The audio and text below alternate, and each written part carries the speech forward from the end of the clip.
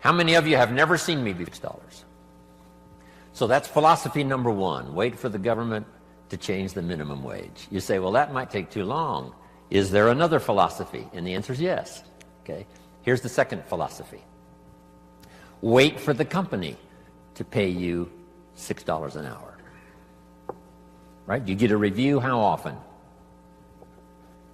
Every 6 months, let's say. You missed it. You waited a year. Maybe you didn't make it then. You say, wow, no telling how long. If you've got 1,000 people with you, maybe you could force the company to change it from 5 to 6 if there were enough of you that said, we will not work, we demand $6, or we will not work. By yourself, not a good philosophy. Together with others, it could work. Right? Here's what we call this, the philosophy of demand. I demand more money. Alone, too risky. Together, maybe you could get some progress. So now we've covered 3 philosophies. Number 1, wait for the government. Number 2, wait for the company. Number 3, the philosophy of demand, which is a bit risky. Here's the problem with the philosophy of demand. You can't get rich. If people only understood, starting at the lower end of the economic scale, that you cannot get rich by demand. Okay. Now someone says, well, in America, how could you become wealthy?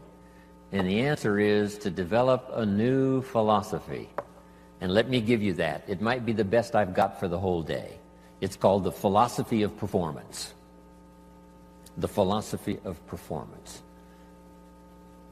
I will perform so well, it would be embarrassing for the company not to pay me $6. Then I would perform so well, it would be embarrassing for the company not to pay me $8 an hour, $10 an hour, $20 an hour. So now we've got several philosophies going, and if you want to change your economic future, it starts with your personal philosophy. Okay. Now, here's what's interesting in America. I'm sure all of us can think of someone who makes $5 an hour getting started. Can anybody in the audience think of someone who makes $50 an hour? Do you happen to know anyone that makes $50 an hour? Anybody know somebody that makes about that much money? So jot this down now, because you've got to teach it to the children, because they're not teaching this in the ordinary schools. It's possible in America to multiply your income by 10. If you take nothing else home economically to pass on to your children or to someone else, just take that phrase home. Jim Rohn taught us it's possible in America to multiply your income by 10. It's possible. If kids knew it was possible, do you think they would ask, how can you do that? If they knew it was possible, wouldn't the next question would be, how could I do it? If it's possible, how can I do it? Now you just teach them how to do it. How to multiply your income by 10. Now jot this down. A good economic question. Once you've multiplied your income by 10, is it possible to multiply it by 10 again? Not only to multiply it by 10, but to multiply your income by 10 again. Do you know anybody that makes $500 an hour? Can you think of someone? Makes $500 an hour? Right. My Beverly Hills lawyer makes more than $500 an hour.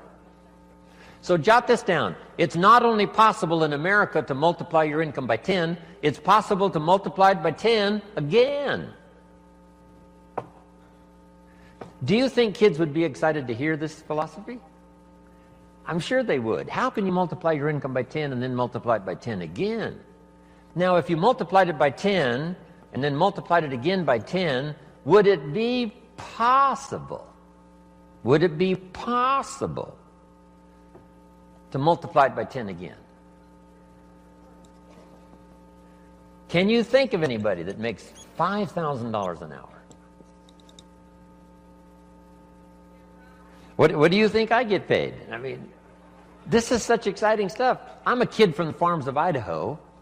I was 25 years old before I learned that you could multiply your income by 10 and then multiply it by 10 again and then multiply it by 10 again. This is mind-boggling stuff. $5,000 an hour. Now, would it be possible? Would it be possible to multiply it by 10 again? $50,000 an hour. Now, here's a good expression to use, especially for this group. You're all tuned in, especially the last couple of days. The best expression is, of course.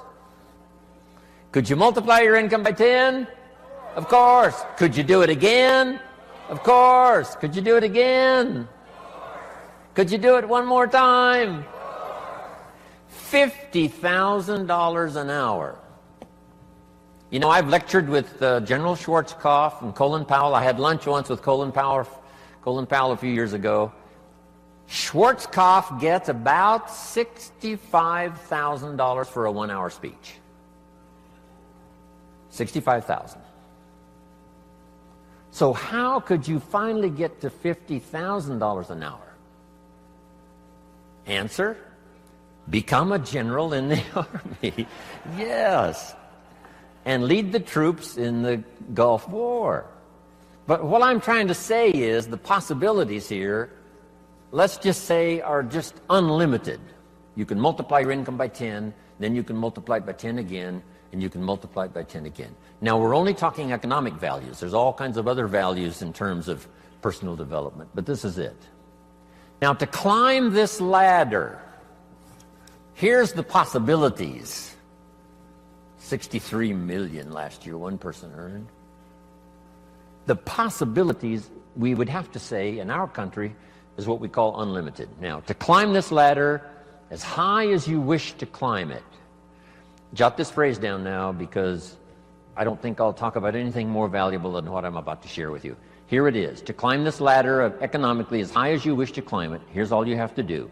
Learn to work harder on yourself than you do on your job.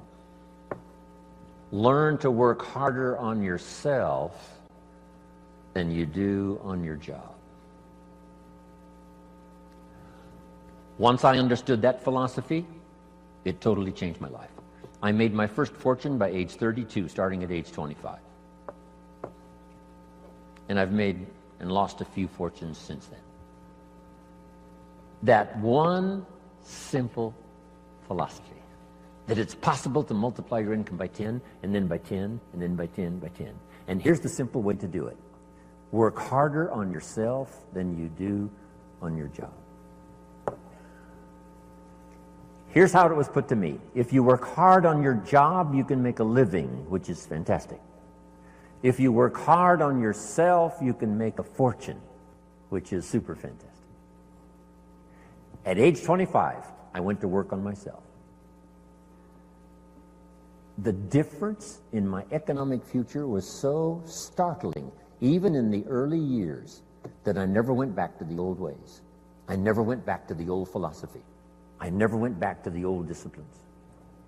I accepted the new ones, and it changed my life forever. Unbelievable. Here it is in philosophical terms. Just jot this phrase down. This is a good one. Success is something you attract by becoming an attractive person. Success is not something you pursue. Success is something you attract by the person you become, by becoming an attractive person. Now, what could you think of that would start to make you more attractive to the marketplace? This is such simple ABC stuff. Okay? Let me give it to you. Let me start with this. Jim Rohn's view of the 21st century. We've begun a new century, 21. We've begun a new millennium, number 7. Some scholars hold great significance to this 7th millennium. And I think it's probably true. It's going to be the most extraordinary time in the history of the human race, I think. And these opening years now of the new millennium and the new century, how could you take advantage of this extraordinary time in human history and make for yourself an extraordinary life? Because it's all possible. So jot this little quote down now. It's one of the best I've come up with, I think, lately. And I'll just quote it slowly so you can jot it down and take it home. Here it is. From testimonials and from personal experience, we have enough information to conclude that it's possible to design and build and live an extraordinary life. From testimonials and from personal experience, we have enough information to conclude that it's possible to design and build and live an extraordinary life. I'd like to have you think about that, not just here, but even after you've gone back home. Think about it at least often enough to say, I think that's true. From testimonials and from personal experience, we have enough information to conclude that it's possible, it's not a guarantee, but it's possible to design and build and live an extraordinary life. Now, if you believe that and accept it, you just simply use that as a foundation, as the fundamentals. So now jot this down. Jim Rohn's view of the 21st century. Number one, unprecedented opportunity. Unprecedented opportunity. These are probably going to be the most extraordinary times in the history of the human race, 6,000 years of recorded history. We got through the last millennium. We especially got through the last century, a bloody century, the 20th century. Hopefully those major wars of devastation and destruction are behind us. World War II claimed 50 million lives. 19 million of them were Russian. The devastation of the 20th century was unparalleled and unprecedented. The savagery was unbelievable. The Holocaust was insanity of the most unbelievable kind. Hopefully that is in the century past. And that we have a new chance in a new century to build a new world and a new country and a new future. With all of the challenges. With Saddam Hussein, with the terrorists, and all the rest.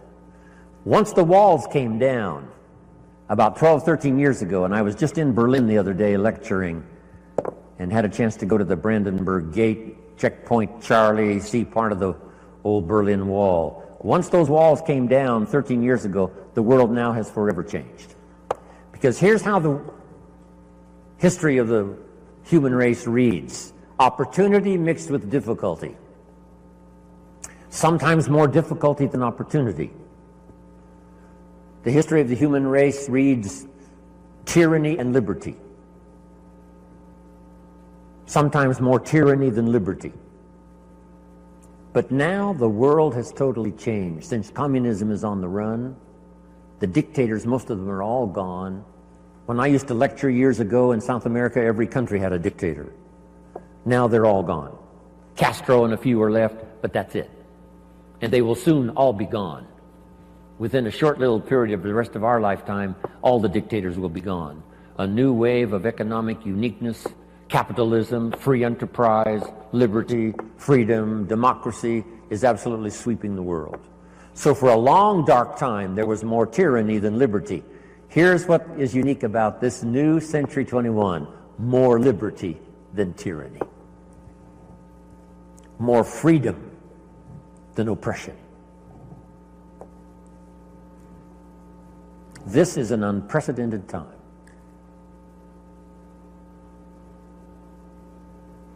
Unbelievable opportunity. We have the technology to accomplish the most incredible things. We pick up a telephone now and talk to somebody on the other side of the world with ease. It's incredible. We fly, we've got transportation. I get on an airplane, 13 hours later I'm in Hong Kong. 5 meals, 3 movies, and you're there. I mean, it's unbelievable. I leave at 7:30 this evening to fly all night to Orlando to speak to another group tomorrow in Orlando. It's amazing. With the jets, you can cover the world. I fly the Concorde, 3 hours London, New York. If you fly the Concorde, you can see 2 sunsets in one day. If you're in London when the sun goes down, you fly the Concorde to New York, you watch the sun go down for the second time. I told the group at our little breakfast meeting this morning, if you fly the Concorde due west, the sun comes up in the west. If you haven't tried that, you must try it. On the Concorde, you meet unique people. I met Henry Kissinger on the Concorde. Henry said, I had breakfast in Paris, I'm having lunch here in London, I'm having dinner tonight in New York. If you fly the Concorde. Before his accident, I met Christopher Reeves a couple of times on the Concorde. Said to my business partner, we're going to be okay, Superman's on this plane.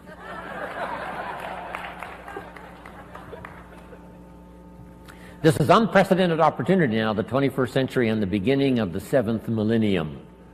These are extraordinary times. Now here's number 2. However, keen competition. World competition. We're dealing now with Iraq. A big part of it is competition. Hopefully the nations of the world will settle a big share of their differences so we can develop unique economic, social, personal prosperity for the future with limited conflicts. No more horrors, no more holocausts. Hopefully. But with the human race, you always have to keep your fingers crossed. Who knows? But I think it's going to be a time of unprecedented opportunity, but unique competition. Now, to take advantage of the 21st century and this opening of the new millennium, how could you use the opportunity? Mind. Now that you've arrived, told me your story, I'm beginning to see the light. Words. The old prophet said this, words are like a lamp for your feet, so you can see where to walk. And words are like a light for your pathway, so you can see where to go. With words, you can show somebody where to step and where to go. Wow. I said a little prayer before I left my hotel room this morning and asked God to give me a little stronger gift of words today so that my words might have meaning. Maybe I've caught you at just the right time. Maybe this is the moment for you. And if I can say something uniquely enough, using the English language best as I can, words are sometimes clumsy when you try to express what's going on in your head, let alone your heart. But if I can do as good a job as I possibly can in the session we've got this morning and then again this afternoon, by the time I'm finished, maybe my words will help turn on another light for you. And you'll be able to see the possibilities better than you've ever seen it before. You'll be able to see yourself more successful than you've ever envisioned it before. If I can wisely say good words. Now I've put communication in 3 parts because all 3 of these parts now help me make more fortunes. Here's the first one. It's called training. Training is simply showing somebody how to do the business, how to do the job. If you get good at that, the pay is incredible. Whether it's your own enterprise or whether you work for someone else. Training pays big money. Here's the next one, teaching. And I've divided the 2 just to make the point. Teaching is more teaching life skills. Life skills. Teach somebody how to set goals. Gary mentioned, right, making the list and checking them off. Today he gets to check one off. Jim Rohn arrives in San Jose, Santa Clara. I'm so excited about that. Teaching leadership. teaching management, teaching how to become powerful, gifted, influential, teaching father skills, mother skills. I've now, the last 15 years, learned grandfather skills. I set a goal when I became a grandfather to be one of the best grandfathers any grandchildren ever had in the whole wide world. I practice it. I think about it. How to use my newfound life as a grandfather and learn every skill possible to dazzle my grandchildren. I'm one of the best.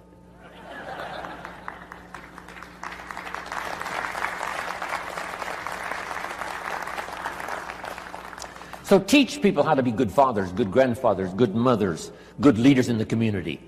Teach a minister how to teach. Teach a minister how to use the gift of language to persuade. Okay. So communication is part of its training, part of its teaching. Here's the best part. No, here's number 3 in the gift of language, and that's learning how to inspire. Inspire simply means a few simple things. Here's number 1. Help people to see themselves better than they are. Yes, sometimes we have to help people see themselves as they are. If they've made mistakes, maybe that needs to be pointed out. If a child has messed up, sometimes you've got to say, you've messed up. But don't leave them in the mess.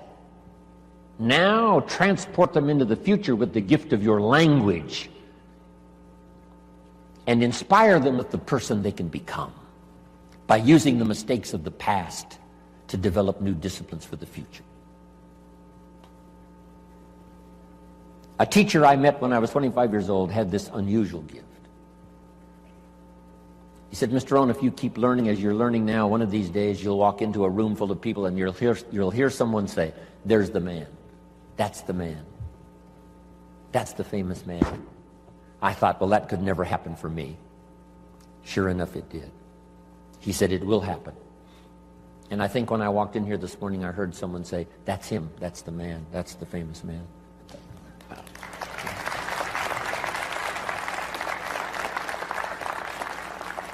You must transport your children into the future. Yes, you have to take them back to review their mistakes, but don't leave them there. Now transport them into tomorrow. Transport your children into next week. Help them to see themselves 30 days from now, 90 days from now, 6 months from now. Help them to see themselves successful. It's your gift of language that can do that. Help them to have faith for themselves and faith for the future. The sacred writing says this: faith comes by hearing words, good words. Somebody who well chooses their words and delivers them with uniqueness can inspire faith for somebody to believe the most impossible things can be possible. And that excitement of possibilities comes from hearing or reading unique words. One of the best phrases I could give you for the day, here it is: don't be lazy in language. Don't be lazy in language, because the gift of language can create a career. It can help somebody see the way into the future. It can help somebody change from who they are to who they would like to be. It will help you to see the gift of your own intellect. There's an innate vocabulary in all of us that helps us to see, helps us to translate what's going on in the world, what's happening, so that we can make good decisions instead of poor ones. We can make less mistakes this year than we made last year. One of the major things to pray for is to be gifted in language, because it can have such a dynamic effect on your children. It can have such a dynamic effect on your business. It can have such a dynamic effect on your customers. It can have such a dynamic effect on your business partners, that not to continually get better and better at the gift of language would be a great mistake. Let it open doors nothing else will open, the gift of your language. Let it help people to see possibilities that they cannot see now. And you join in those possibilities and make another fortune and another fortune. all the way up the ladder as far as you wish to go. I don't know how high you need to go.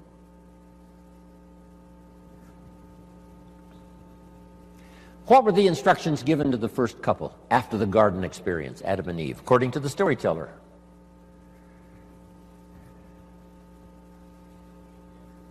We've got some Bible scholars here right now. Instructions given to Adam and Eve after the garden experience. Here they are. Number one, multiply. It's a lonely place with just two people. Multiply. But here's one now that is so extraordinary, and I'm going to cover a little bit more of it during our ongoing session here today. Here was the second one. Be fruitful. Be fruitful. Kind of an interesting phrase. When I lecture in other countries, sometimes it's difficult to find the right translation for be fruitful. Here's what I think fruitful means. Be productive. The example might be a tree, a fruit tree. Plant a fruit tree. Now, why do that? It's very simple. Teach it to your children. Number one, to survive. The first instinct is to survive. So be productive enough to survive. Be productive enough for your own survival. But is that the end of it? And the answer is no, that's only the beginning of it. To produce enough for yourself is only the beginning. What's the rest? Here's number two. Get married. Now you've got to think of ways to produce more than you need for yourself. And guess what that does? It elevates you to a higher life. If you want to live this higher life of a companion, a wife, getting married, see, that now changes the dynamics of your future. It's called stepping up to a better life. And to step up to a better life, here's what you simply do economically. You learn to provide and figure out a way to provide more than you need for yourself. You think of ways to provide enough for yourself and for someone else. Why think of someone else? Why not just think of yourself? Because that's a very limited way to live, just thinking of your own survival. If you want to live a more flourishing, unique life, you must think now of someone else. So now the man says, I must produce enough for myself and for my wife. Is that the end of the life experience? No. Now have children. Take a risk. Having a child is like a throw of the genetic dice. Who knows what's going?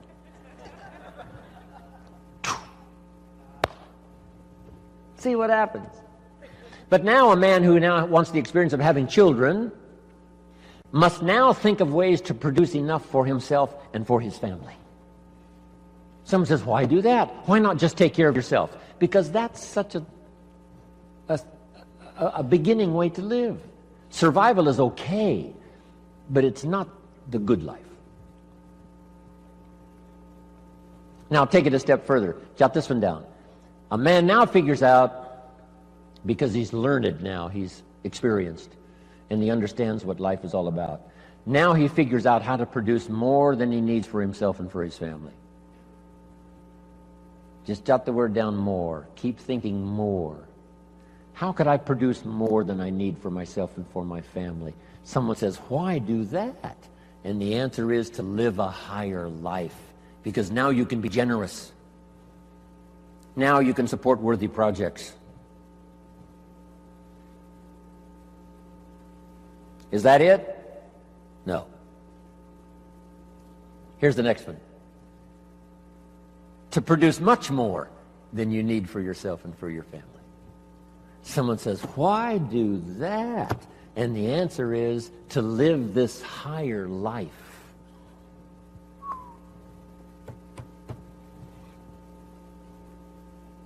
What if you earned $10 million one year and you and your family only needed $3 million? That would probably take care of the average family, $3 million. Some families are more expensive than others, but let's say $3 million would pretty well take care of most families. But you made $10 million, and you and your family only needed $3 million. Now you've got $7 million to give. Wouldn't you like to live that kind of life? Someone says, why do that?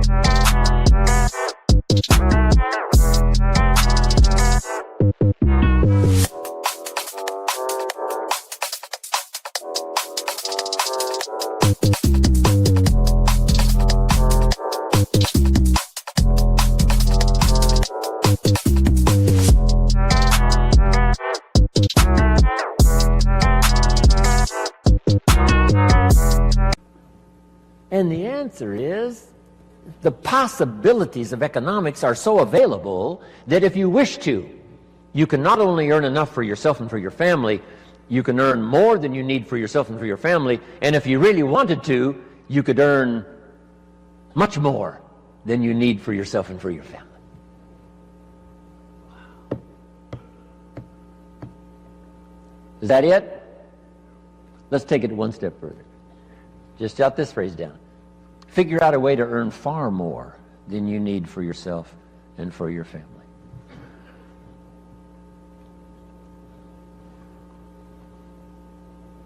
Gary talked about Mark Hughes. I met Mark when he was 19. I still do a lot of work for Herbalife around the world. He started this little company when he was 22, 23, called Herbalife. And he died just a couple of years ago. Mark Hughes, age 44. Guess what he left? Number one, a company worth $680 million, according to the new investors. Here's what he left his son, $350 million.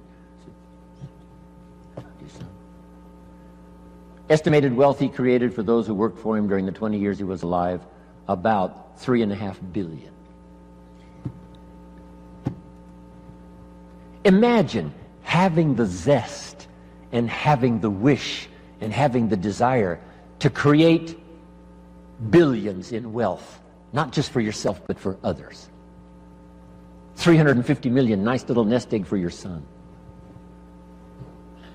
Somebody says, why do that? Can you think of the best answer ever? Jot this phrase down. Why not? Right? What else are you going to do? Just hang in there until the bitter end? No. Why not see how far up this economic ladder you can possibly go to see if you can't live an extraordinary life? Not just an ordinary life. That's okay. Survival, that's okay. You and your family, that's okay. But if you could think larger than that, so that you really go to work on seeing who you could become in terms of influence, in terms of productivity, in terms of living the little phrase I give you called an extraordinary life. Ordinary would be okay. Extraordinary would be the best. Isn't this good stuff? Couldn't wait to get here and tell you about it.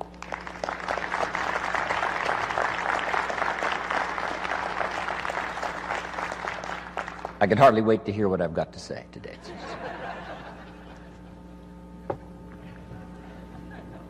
Okay, so number one, to take advantage of the 21st century, make sure I'm on track here. To take advantage of the 21st century, learn multiple skills. Let me give you one more now. It would be useful to know more than one language. When I travel the world, I have to have translators. The only way I can speak to someone in Japan, or speak to someone in South Africa, or speak to someone in Israel, or speak to someone in Europe, most of the time, I have to have someone translate for me. Somebody has to know more than one language to translate for me. And their gift of knowing more than one language makes them uniquely valuable. So that would be another wise idea. Learn more than one language. And number two, learn more than one skill. Number two, learn more than one language. When I was growing up, my father spoke German. He was German, but he never taught me German. I could have learned it. My mother was English, but she spoke French, but she never taught me the French. When I was growing up, they said, leave the old world languages behind. This is America now, English, English, English. Now we know much better. My parents, I could have learned 3 languages as easy as one growing up. So, if you think the time has passed for you to learn that second, third language, make this note now. It's one of the best for the day. Give it as a gift to your children. Encourage them to learn the second, third language, as many as they can learn. I asked the teacher one time, how many languages can a child learn? And she said, as many as you will teach them. They don't lack curiosity. They don't lack capacity. They only lack a teacher. Don't let your child develop 10% of what they're capable of. Don't let them develop 15% of what they're capable of. Give them the opportunity to learn as much percentage as possible of what they're capable of. And for yourself. So, multiple skills, multiple languages. Now, what's the rest? Taking advantage of the 21st century. Jot these notes down. Have you got this? Don't want to erase it if you haven't got it.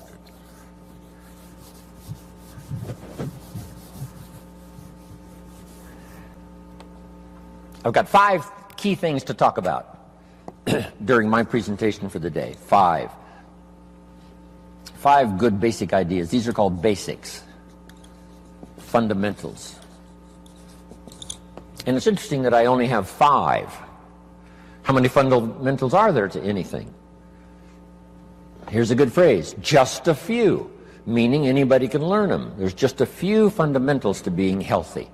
If someone says, I'm going to teach you the 50 fundamentals to good health, you say, well, that doesn't make sense.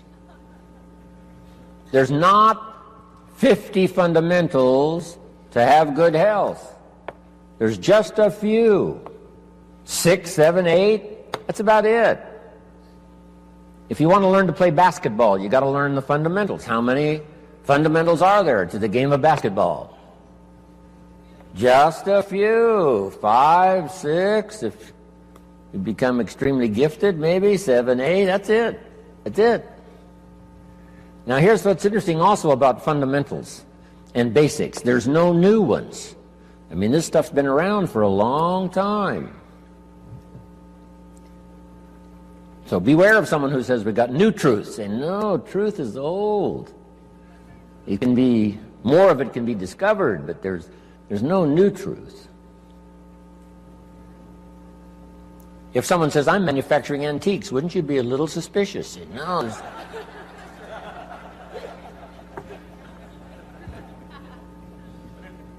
So, skills and fundamentals are like antiques. They've been around forever. The law of averages I teach in one of my seminars. The law of averages. Here's what it says. If you do something often enough, you'll soon have a ratio of results. If you do something often enough, you'll soon have a ratio of results. If at first you talk to 10 people, get 1 to say yes. That means you're getting 1 out of 10. Talk to 10 more, get another one. Talk to 10 more, get another one. Talk to 10 more, get 2 instead of 1. Why is that? You're getting better. The law of averages works for anyone. One we've learned for a long time. Here it is. It doesn't ever change. Whether it's a church or a business. 20% of the people do 80%. 80% do 20%.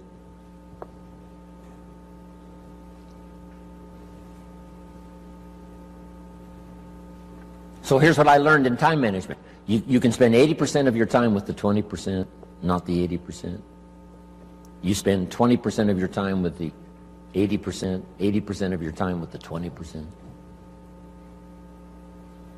You just have to learn. And these fundamentals now have been around for a long, long time. The 80-20 rule.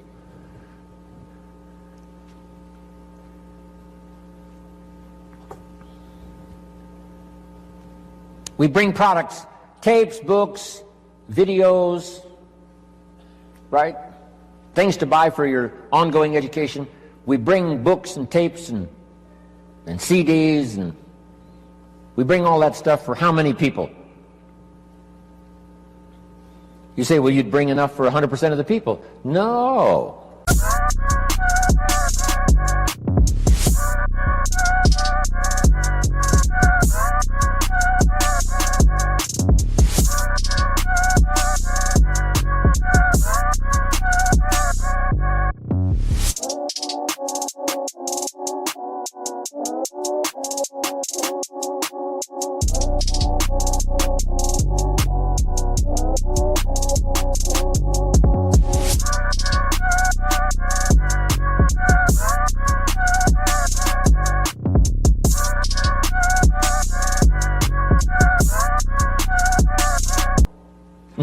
No.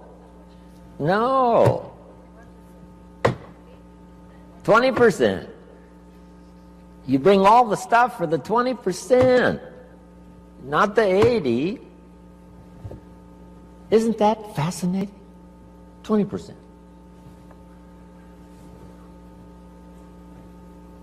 It's fascinating, people's different reaction to the same presentation. Someone walks out of my seminar and says, wow, I'm going to go change my life. Someone else walks out and says, oh, I've heard all this stuff before. Same seminar. It said the first day the Christian church was started, first day, the speaker, Peter, got up, gave this classic presentation to a multitude, vast number of people. And what was interesting was when he finished, the reaction to his presentation. It said some of the, I think there were thousands. It said some of them laughed at him. And I thought, why would they laugh? He seemed sincere to me. And it said some of them mocked him. And I thought, why would they do that? And I found out they're the mockers. That's what they're supposed to do. And the laughers are supposed to laugh. It said some that heard this magnificent presentation didn't know what was going on. And they're easy to spot. They're usually saying, what's going on, right? I mean, they don't know what's happening. But then it says this, some that heard believed. And the number that believed was about 3,000. Didn't give us the total, but out of the total, 3,000 said, hey, this is good enough to follow. So that's life.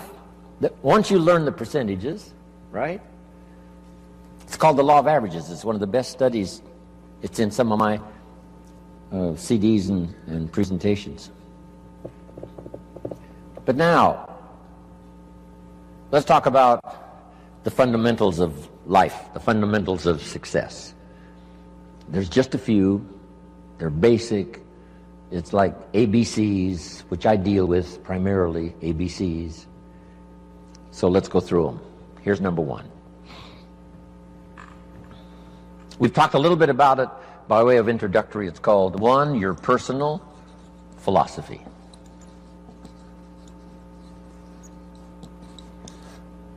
Philosophy is a big subject. Political philosophy. Here's what the communists taught, because I have to deal with it when I go to Russia. The communists taught, capital belongs to the state, not the people. We've taught all these years what? Capital belongs to the people, not the state. Wow, what a difference in economic philosophy. The communists said, people are too dumb and stupid and greedy to know what to do with capital. So you've got to take capital away from all the dumb, stupid, greedy people and give all the capital to the all-wise, all-knowing state. And let the state run everything, and let the dumb, stupid people show up for their work assignment. That was the philosophy of communism. They devastated every country they touched with that philosophy. I was just in East Germany. Guess what it's taking just to clean up East Germany after the communists left? $1 trillion. They've spent $500 billion already, and they got another $500 billion to go, just to clean up one country devastated by such a philosophy.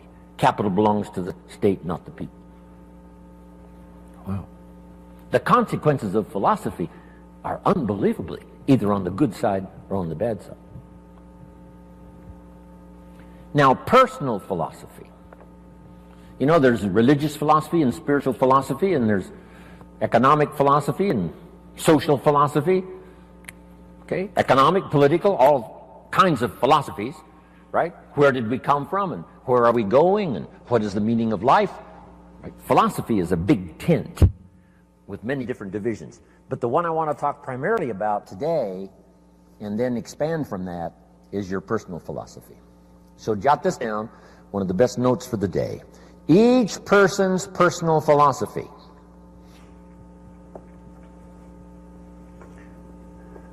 is the greatest determining factor in how your life works out. Each person's personal philosophy is the greatest determining factor in how your life works out. Your economic life, your personal life, your social life, your spiritual life. All starts with the conclusions you've made in your personal philosophy. We gave the example earlier on economics. There's 3 or 4 different philosophies to choose from in your economic future. Now make this note. Personal philosophy is like a guidance system. A guidance system.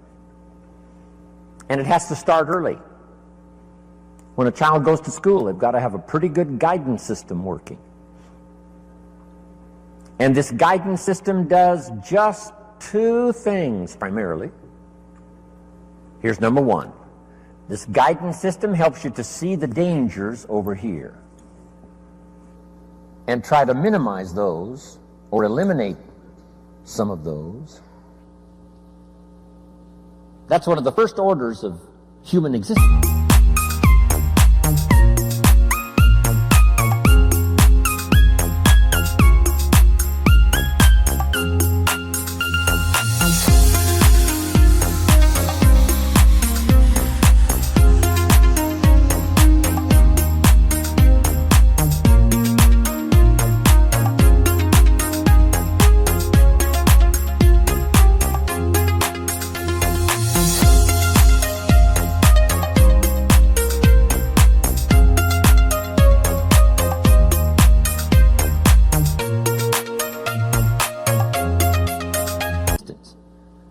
Is to learn early where the dangers are so they don't swallow you up, don't devastate you economically, socially, personally, or lose your life.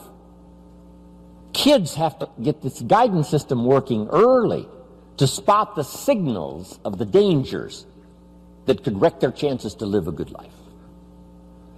Now, this guidance system also helps you to see over here the opportunities so that you could maximize those. So if you learn to minimize the dangers, maximize the opportunities within this working environment now, we call this working things out to live a good life. But you can't possibly live much of a good life if you don't keep learning where the dangers are so you can avoid those, and learn where the opportunities are so that you can maximize those. That's about as simple as I can put working on your personal philosophy.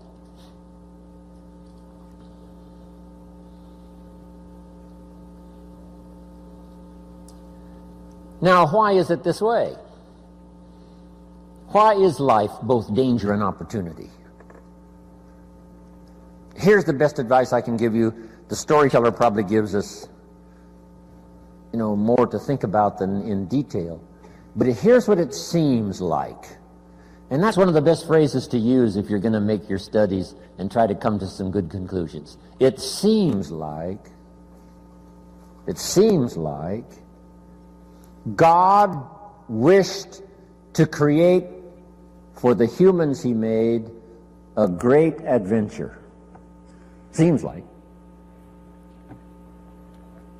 According to the storyteller, it seems like God wished to create a great adventure for the humans he created. That's the best explanation I've got, seems like. And it seems like God's always wanted some kind of adventure. It said when he was alone in heaven, according to the storyteller, he created all these angels. That must have been fun. Doesn't say how long it took. Doesn't say how many. But evidently, he sought adventure. Part of the adventure, I guess, in those early times before the creation, was in heaven with the angels he created. Now then, he also creates an angel that's the best and the brightest of the angels, called Lucifer. And so begins, according to the storyteller, one of the great adventures of all time.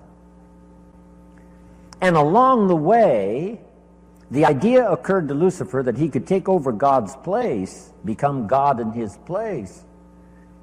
And he persuaded, according to the storyteller, he persuaded a third of the angels to go with him on this insurrection.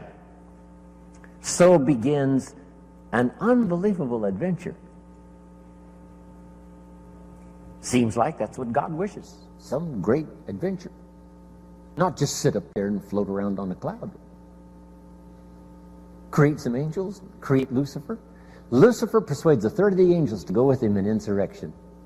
Now they lose out, and uniquely enough, according to the storyteller, God doesn't kill them all. That would end the adventure. But rather cast them out of heaven down to earth. And so now continues this unique story of Lucifer and the third of the angels now cast to earth, creates another adventure. Interesting. The Bible is such a fascinating book, giving us seemingly, what God delights in, and seems like God delights in creating this unique adventure.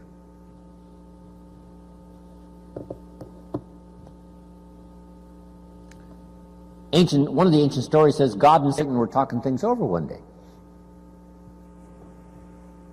I thought, well, that doesn't seem possible. But the storyteller says they're looking down on the earth and they're talking things over. I thought, wow, that's remarkable. God and Satan getting together and talking things over. Now, the storyteller doesn't give us many details, so we've got to use our imagination.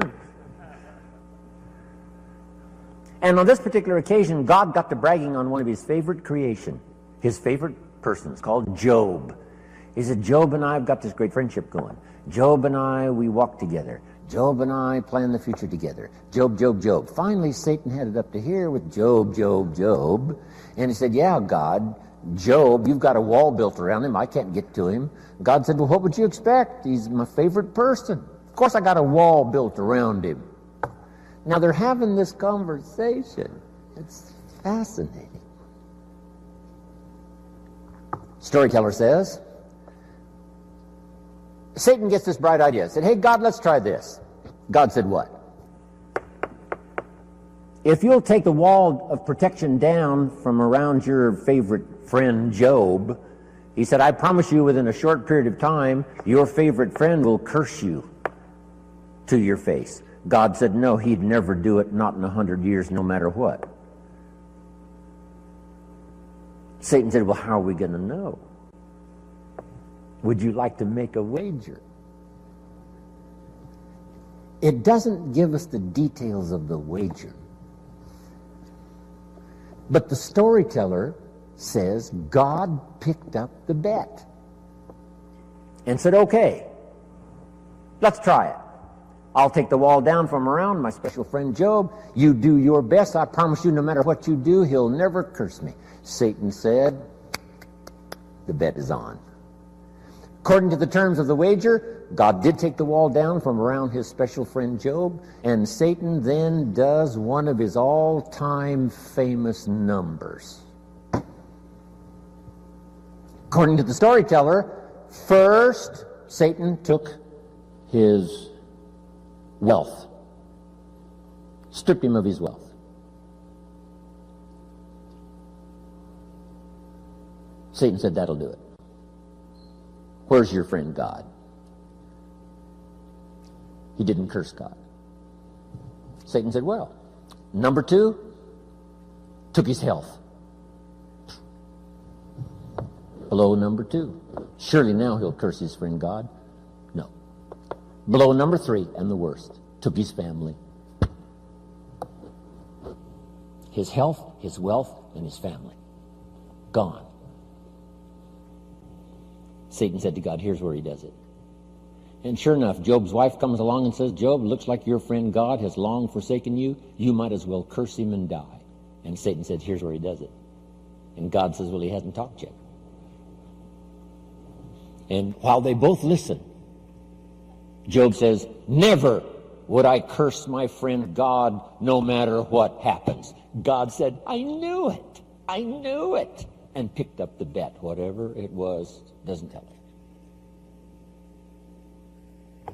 Isn't that a fascinating story? Now, I say all of that to illustrate this. It seems like God delights in great adventure. And the only way to have great adventure, it seems like, is to have both danger and opportunity, and us with the possibility of figuring it out. Jot this down. Now, it's a nice little list. On one from other people is to just pick up the signals. Part of it is by sight. Here's a good watchword for the 21st century. Pay attention. No use falling into the same trap somebody else fell into. No use living a mediocre life like somebody else has chosen. Take a look and say, is that what you really would like? Say, no. Here's somebody that never read the books, never made the changes. There was a class and they didn't take it, a skill and they never learned it, a discipline and they never tried it. And they blame the government and blame taxes and blame society and they blame circumstances.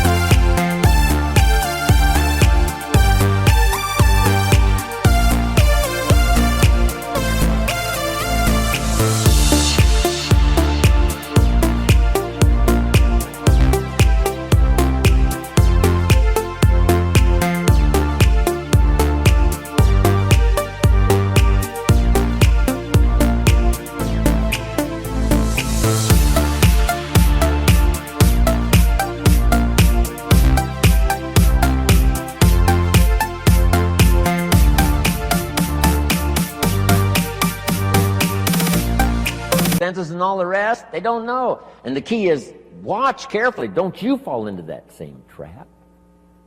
That's how we learn, from what we see. Here's next. If we learn from what we see, we put some of this on video so you can see it again and again and again. Next, you learn from what you hear. We put it on CDs so you can hear it and hear it, hear it. We don't ask you to come to just one seminar. We ask you to come and listen again, listen again. Here's what the early Christians were taught. Don't neglect the assembly. When we call an assembly, do your best to be there. Because you never know which of these assemblies is going to change your life forever. You'll never be the same again. And you can't pick the one that's going to totally change your life. You just have to do like all of you I know do. Consistently go, consistently go, consistently go, consistently take notes, consistently go to seminars and lectures and all of the rest, because some of them will be life-changing. Maybe this one will be for some of you. The time is right, the words are right, the ideas are right, the moment is here. We don't know. We just come as many times as we can, be affected by as much language as we can, and see what that'll do for our sight and our ambition, our willingness to develop skills, be a leader, influential. Here's the next one. Be a selective listener. Don't just load up on stuff that isn't going to count. We all need a little humor, but not that much. Life is a pretty sober place.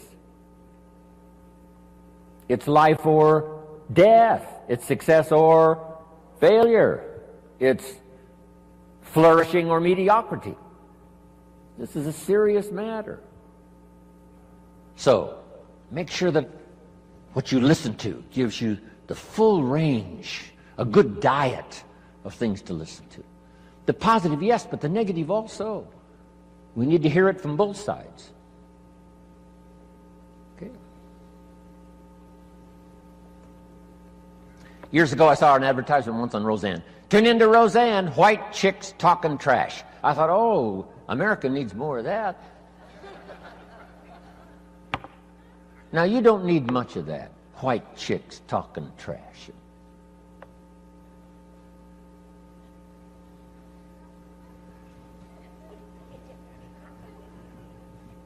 Here's a good note. This is a good one. My teacher taught me when I was 25. Stand guard at the door of your mind. Stand guard at the door of your mind.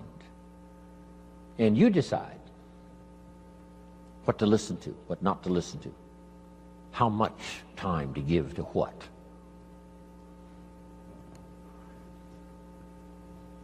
Now the third one is important, and when we come back this afternoon, we'll continue it.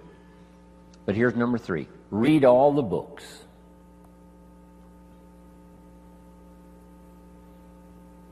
Now, there's millions of books, so you can't read all the books.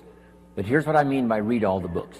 Read all the books you need to read to make your fortune, become powerful, influential, healthy, prosperous, aware, bright, helpful, partnership, father, mother, grandparent. Read all the books you need for your life to flourish and become the best it can possibly be during the course of your lifetime. Read all of those books. Don't be short on that list. My library certainly won't do it. I've only written 4 or 5 books. I'm working now on my 5th, I think it's my 5th book. It's going to be for teenagers and college kids. And I think the title is going to be, Of Course Kids Should Pay Taxes. Of course. It's going to be an interesting book on capitalism, because I teach capitalism now in Russia in very simple form. I might give you a couple of notes on that when we return. I teach kids how to have 2 bicycles, one to ride and one to rent. And it doesn't take long to get into business and make a profit.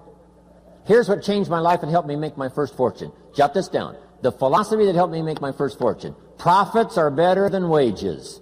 Once I understood that, it was hard to sleep nights the first year. Profits are better than wages. Wages make you a living, which is fine. Profits make you a fortune, which is super fine. And when I started at age 25, I started doing both. Making wages and making profits. Unbelievable. One simple philosophy changed my whole economic future. Profits are better than wages.